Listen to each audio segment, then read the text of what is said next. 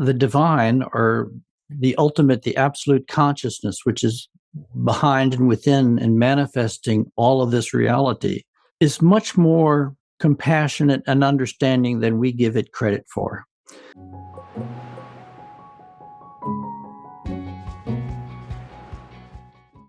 Now, one thread I want to pick up, because you talked about this notion of having choice about our next incarnation. Mm-hmm. And I think at least before recording this series, I held a viewpoint. I'm not sure if it was valid or not. I guess my working hypothesis was that some souls have a choice and some don't. And it depends on the strength of your habit patterns. And if your habit patterns, your karma, if you will, are just so strong, your next incarnation's just going to be a product of that. And that actually having a choice is a relatively evolved place where that option occurs. And I'm wondering how you see that.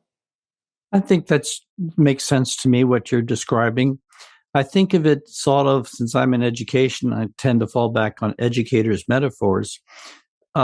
When people are in the first or second grade, we don't give them any choice of what they study in school. Here's your books, here's your curriculum, this is what you do. And as you move into high school, you have more choices of what courses you want to take. And when you go into college, you have radically more freedom to self-define your educational trajectory. And I think it's probably something like that for souls. Young souls require more spiritual guidance, and they basically kind of, if they're wise, they go where their spiritual helpers or guardians advise them to go. And I think it's also true that some people are so locked in to rigid kind of behavior patterns that it's hard, even in the afterlife, for choice to really enter in and help them digest those patterns and make new directions started. But as we get more experience, I think our choice increases. We become more self-directive. We understand what's happening better. And we can make better choices, and we are given the freedom to make those choices. We're also given the freedom to make bad choices. It wouldn't be choice if we didn't have that freedom. Some people, Michael Newton describes, choose to reject the lives that were offered to them by their guardians. And when they incarnate, they then report a life that's sort of without a feeling of direction, without a feeling of intuitive alignment with their circumstances or people, because they literally have incarnated in pure improvisational mode. And they don't kind of have that inner blueprint that most of us have that tells us when we are in alignment with our deeper truths and when we're out of alignment with our deeper truth. What do you think of the often quoted idea that the last thoughts we have before we die make a difference in our trajectory in the afterlife?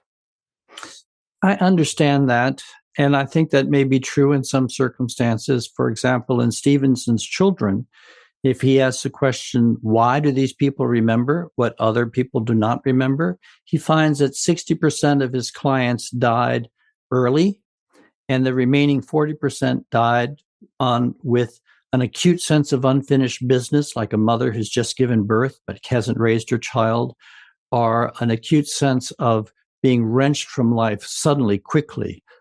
And so that seems that the ending of their life did leave a strong imprint on their next incarnation. But again, remember, these are the exceptions to a much larger principle. And while I do think our last thought can have a heavy imprint, I generally tend to think that the divine, or the ultimate, the absolute consciousness, which is behind and within and manifesting all of this reality, is much more compassionate and understanding than we give it credit for. I think we have a tendency to make inferences and gather inferences, but I don't think the last thought is necessarily that absolutely directive. For example, someone who's dying of cancer and is taking pain-killing drugs, and they die heavily under the influence of this mind-numbing drug. Does that mean that they are going to be predisposed towards addiction in their next incarnation? I don't think it works like that. I think we are brought in, we are debriefed, we go into a period of deeper communication with our guardians, and we continue to learn. It's not all learning doesn't just take place on earth. We continue to learn and exercise learning in spiritual reality, and then we make choices on coming back. So that the choice of coming back may pick up on our last experience, or it may not. So I guess the more programmed we are, the tighter that bond will be. But the more evolved we are, I think there's less of a bond.